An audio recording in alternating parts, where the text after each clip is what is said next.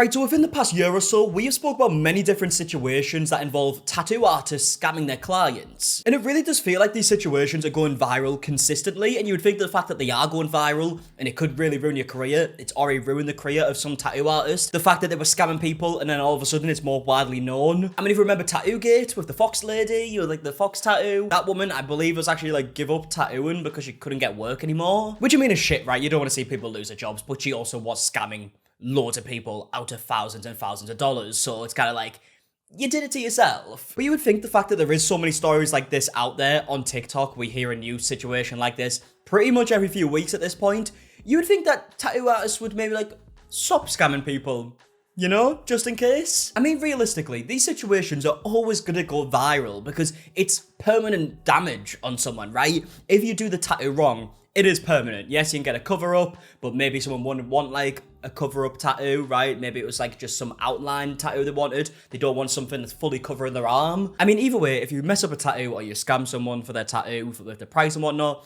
it's permanent damage, technically. But it really does seem like some tattoo artists don't care. Now, don't get me wrong, the majority of tattoo artists, of course, will be lovely, lovely people who would never scam anyone. But there's definitely a bad bunch out there, and in fact, we're going to the opposite side of the world to me right now, because we're going to be talking about a tattoo artist from New Zealand. So this was the video that I originally saw. It was posted 2 days ago by a TikTok account called InkBody1, where he briefly spoke about the situation. A tattoo shop specialising in Maori designs in New Zealand gets exposed for scamming customers out of thousands and fabricating their reviews online. Yeah, so what makes the situation even worse straight away is, as you just heard right there, apparently this tattoo company specialised in Maori tattoos. I'm sorry for pronouncing that wrong. Now, as much as I don't know the full history of like Maori tattoos and whatnot, I understand that it's something that is very important to the people who get them, right? The people who are Maori. So not only is this tattoo company scamming people, they're also scamming people with something that is extremely sentimental to them, which is just makes it even 10 times worse. So yeah, either way, I saw this video on TikTok and I wanted to look more into it. Obviously the video is much longer than that, but we're going to be going through all the details here, so I don't want to like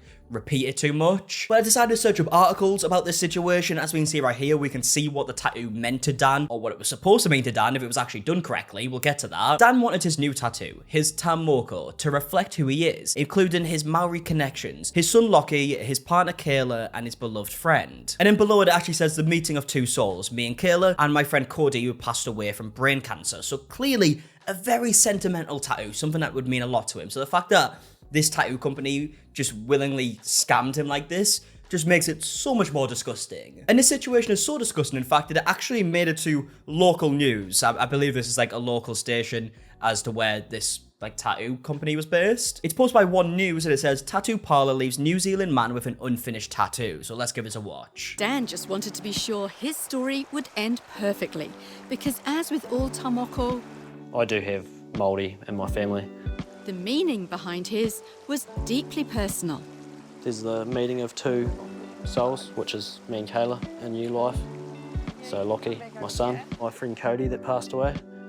So yeah, from brain cancer. I mean, straight away, that just makes it, I know I've said it so much, but genuinely, to like scam someone after they've told you, like, I'm assuming they would have told him what the tattoo represents for him. So grim. I mean, just to put this in perspective, I recently got a tattoo that meant a lot to me because it was to do with my friend who passed away late last year. And my tattoo artist, after hearing that, gave it to me for free. He was like, I'm not charging you for that. And I'm not saying that's what every tattoo artist should do. It was just a very nice thing for him to do. But I mean, come on, you don't scam someone when they're getting a tattoo that means so much to them. Like, bloody hell. So he really cared when he didn't get what he expected.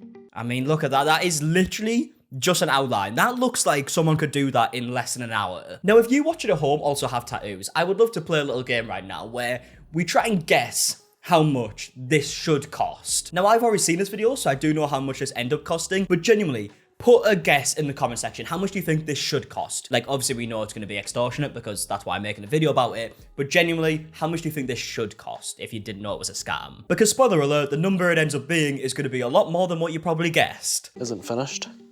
Up to there, and then the top is actually meant to come up to about halfway. Okay, so not only did he just get the outline, there was no shade and no detail or anything like that, the outline wasn't even finished. It was supposed to go higher up his shoulder. Especially with it was meant to be a full day session. So for Dan, she came across Zealand Tattoo. The reviews looked great and Zane seemed very willing to help. I was like, wow, these people are really, They really want to get this done for Dan. Yeah, so there's a problem, right? Because obviously you can only really base it on reviews, like with most companies and whatnot, but there are so many fake reviews out there that it's so hard to tell. I mean, obviously with tattoo artists, you can see their previous work and decide if that's something that you want on your body, but then when it comes to like scamming and price and whatnot, it's kind of hard to tell because there are just so many fake reviews out there. And also a key bit of information I should have said right here is that this was supposed to be a full day session.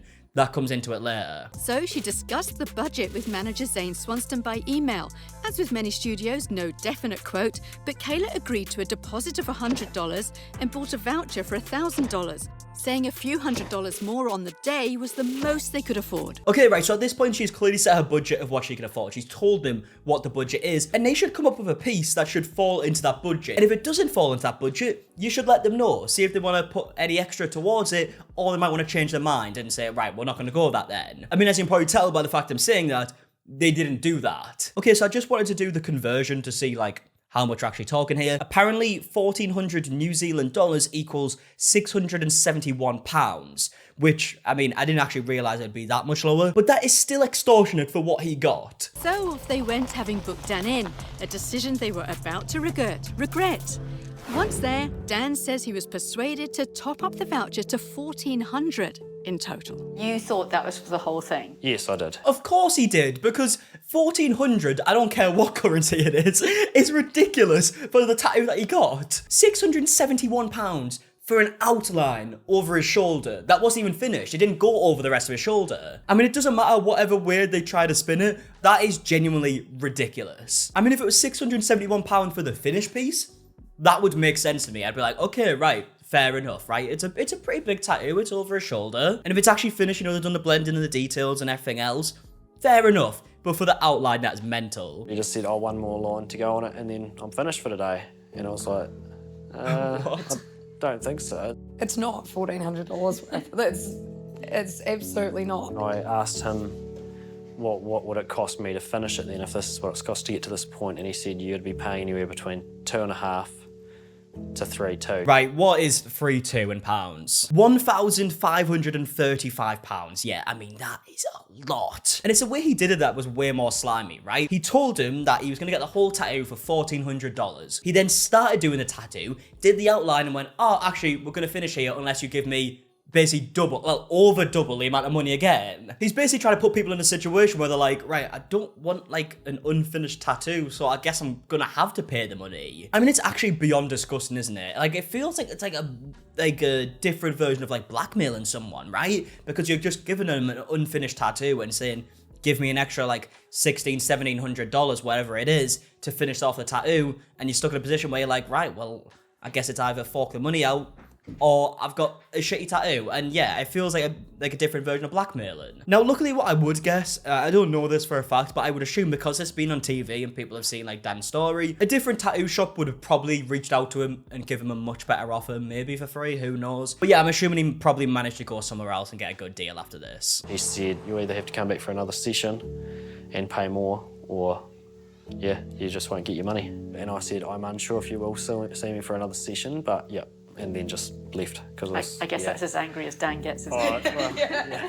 I was so gutted for Dan. It was just meant to be something that was so special for him, and for someone to just completely disregard that, yeah, that really pissed me off. And yeah, I mean, you've got to remember, it was a sentimental tattoo as well. So the fact that they did this is so disgusting. And like I mentioned before, this page does seem to have quite a lot of like fake reviews out there. But there is some real reviews out there that seem to be pretty negative, and a lot of other people have dealt with this at Zealand Tattoo. Still owed money from COVID lockdown, terrible customer service, unfriendly atmosphere. They will rip you off. $1,500 for 2 hours, half-finished tattoo that looks like someone from kindergarten did it. Avoid at all costs, unprofessional and unskilled. We've got another one here that is pretty straightforward and just says terrible tattoo, line work was horrible, they were also completely overpriced, to which someone replied actually saying completely ridiculous price and right. Was told $6,000 for a tattoo smaller than an A4 piece of paper. How the fuck is that possible? Massive scammers. Please be aware of them and get quotes from other tattoo artists around New Zealand. These people charge you at least 3 times more the price that you would get from others. So yeah, I mean, clearly there's a lot of people who've had a bad experience here. They're continuing their normal business, it seems, even though they were on like national TV, it seems. They're still using the Instagram page. Kind of. Actually, one interesting thing I just noticed is I was actually on this Instagram page earlier, and I went to the most recent video. As you can see, it literally says there's one comment here, and when I clicked in it, there was a comment talking about how they're scammers, and how there was a bunch of videos proving that they were scammers and whatnot. It's clearly now deleted, from what I can see, but I definitely saw it earlier, and I mean, it does say one comment right there. So yeah, I mean, that's why there doesn't seem to be that many comments on the videos, because anytime they're getting called out, they're just deleting it. And yeah, I've just refreshed the page for the first time since before I started recording this video, and it now says 0 comments. So yeah, they clearly deleted them, which is a shame because, I mean, I get it, they're obviously gonna delete them, clearly, but it's a shame because if people go to the Instagram page and they see the tattoos, they might not know the story behind, like, the scams and whatnot, and they might get scammed themselves, and it'd be shit for them, but yeah, I mean, clearly they're going to delete the comments. But either way, I'm going to leave the video there. I would love to know your opinions in the comment section down below. If you did enjoy, please leave a like down below, subscribe if you are new, and until the next one, I'll see you guys in a bit. All right, goodbye.